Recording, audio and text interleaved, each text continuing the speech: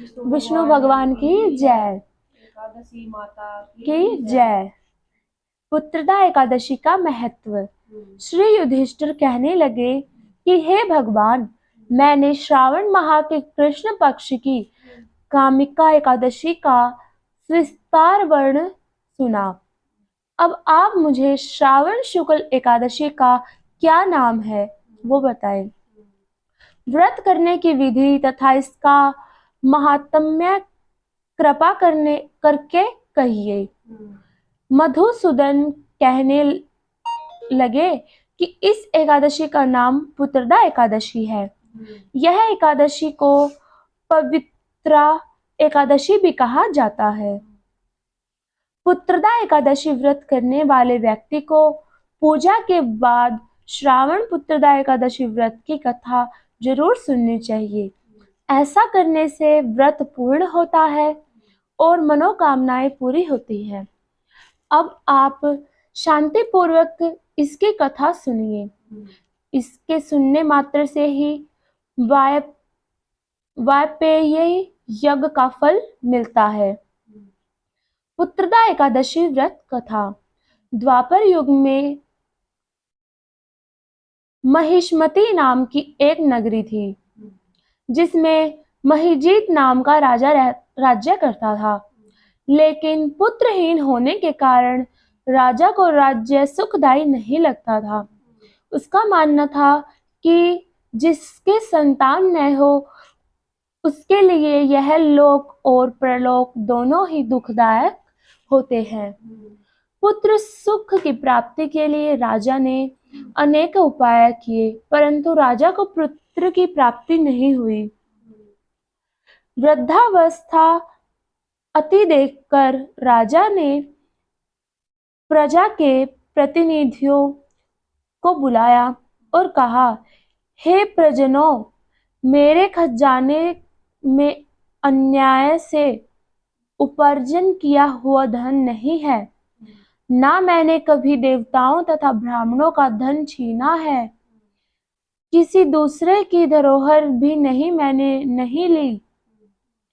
प्रजा को पुत्र के समान पालता रहता हूँ। मैं अपराधी को पुत्र तथा बाधकों की तरह दंड देता रहा। कभी किसी से घृणा नहीं की, सबको सम्मान माना है। सज्जनों की सदा पूजा करता हूँ। इस प्रकार धर्मयुक्त राज्य करते हुए भी मेरे पुत्र नहीं है, सो मैं अत्यंत दुख पा रहा हूँ। इसका क्या कारण है? राजा महिजीत की इस बात को विचारने के लिए मंत्री तथा प्राजन के प्रतिनिधि वन को गए। वहां बड़े बड़े ऋषि मुनियों के दर्शन किए। राजा की उत्तम कामनाओं की पूर्ति के लिए किसी श्रेष्ठ तपस्वी मुनि को देखते फिरते रहे। एक आश्रम में उन्होंने एक अत्यंत विद्यावान धर्म के ज्ञाता बड़े तपस्वी परमात्मा के मन लगाए हुए निराहार जितेंद्रिय जितात्मा जित क्रोध सनातन धर्म के गुण तत्वों को जानने वाले समस्त शास्त्रों के ज्ञाता महात्मा लोमश मुनि को देखा, जिनका कल्प के व्यतीत होने पर एक रोम गिरता था। सबने जाकर ऋषि को प्रणाम किया। उन लोगों को देखकर मुनि ने पूछा कि आप लोग किस कारण से आए हैं? निसंदेह मैं आप लोगों का हित करूंगा। मेरा जन्म केवल दूसरों के उपकार के लिए हुआ है, इसमें संदेह मत करो। लोमश ऋषि के ऐसे वचन सुनकर सब लोग बोले, हे महेश, आप हमारी बात जानने में ब्राह्मण से भी अधिक समर्थ हैं। अतः आप हमारे इस संदेह को दूर कीजिए। महिष्मती पुरी का धर्मात्मा राजा महिजीत प्रजा का पुत्र के समान पालन करता है, फिर भी वह पुत्रहीन होने के कारण दुखी है। उन लोगों ने आगे कहा कि हम लोग उसकी प्रजा हैं, अतः उसके दुख से हम भी दुखी हैं। आपके दर्शन से हमें पूर्ण विश्वास है कि हमारा यह संकट अवश्य दूर हो जाएगा, क्योंकि महान पुरुषों के दर्शन मात्र से अनेक कष्ट दूर हो जाते हैं। अब आप कृपा करके राजा के पुत्र होने का उपाय बताएं। यह वार्ता सुनकर ऋषि ने थोड़ी देर के लिए नेत्र बंद किए और राजा के पूर्व जन्म का वृत्तांत जानकर कहने लगे कि यह राजा पूर्व जन्म में एक निर्धन वैश्य था।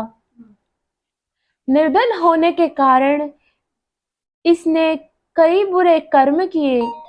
यह एक गांव से दूसरे गांव व्यापार करने जाया करता था।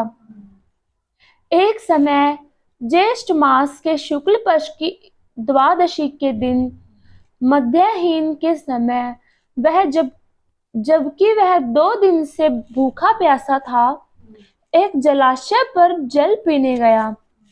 उसी स्थान पर एक तलकाल की ब्याही हुई प्यासी गौ जल पी रही थी। राजा ने उस प्यासी गाय को जल पीते हुए हटा दिया और समय जल पीने लगा, इसलिए राजा को यह दुख सहना पड़ा। एकादशी के दिन भूखा रहने के वह राजा हुआ और प्यासी गौ को जल पीते हुए हटाने के कारण पुत्र वियोग का दुख सहना पड़ रहा है।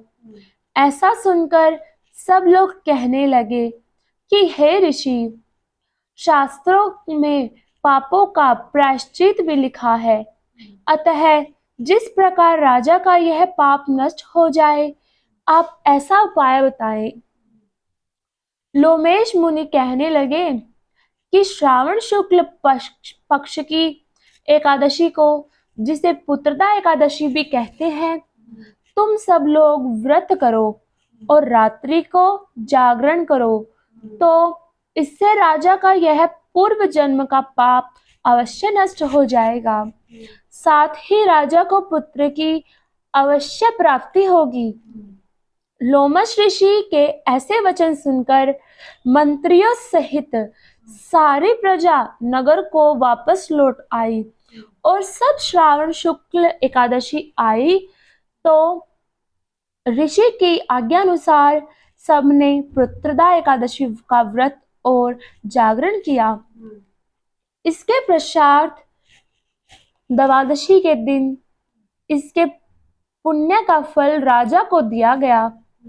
उस पुण्य के प्रभाव से रानी ने गर्भ धारण किया और प्रसव काल समाप्त होने पर उसके एक बड़ा तेजस्वी पुत्र उत्पन्न हुआ। इसीलिए हे राजन, इस श्रावण शुक्ल एकादशी का नाम पुत्रदा पड़ा। अतः संतान सुख की इच्छा हासिल करने वाला इस व्रत को अवश्य करे। इसके महात्म्य को सुनने से इसके महत्व को सुनने से मनुष्य सब पापों से मुक्त हो जाता है और इस लोक में संतान सुख भोगकर परलोक में स्वर्ग को प्राप्त होता है। जय हो नारायण भगवान की, विष्णु भगवान की जय।